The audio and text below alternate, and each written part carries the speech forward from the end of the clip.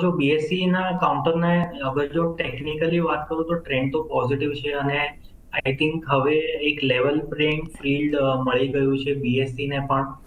કારણ કે expiry limited થઈ ગઈ છે તો એનએસસી અને બીએસસી બંને એક એક વીકલી એક્સપાયરી રાખી શકશે તો અ,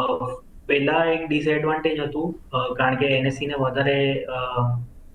વીકલી એક્સપાયરી ટ્રેડ કરવા મળતી હતી અને જ્યારે બીએસસી માં આઈ થિંક બેન્કેક્સ અને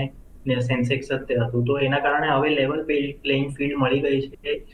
હવે જો ટેકનિકલી બીએસસી ના સ્ટોકની વાત કરું તો મને લાગે છે કે 4,400 ના લેવલ સુધી આ જે પુલબેક છે કે રેલી છે એ કન્ટિન્યુ રહી શકે કરંટ સ્તર ઉપર કોઈ અગર જો ફ્રેશ પોઝિશન્સ લેતા હોય તો એમને 3,950 નો એક સ્ટ્રિક્ટ સ્ટોપ લોસ રાખવાની સલાહ આપીશ અને ઉપરમાં 4,400 ના ટાર્ગેટ માટે લોંગ સાઈડની તરફ ટ્રેડ લઈશ.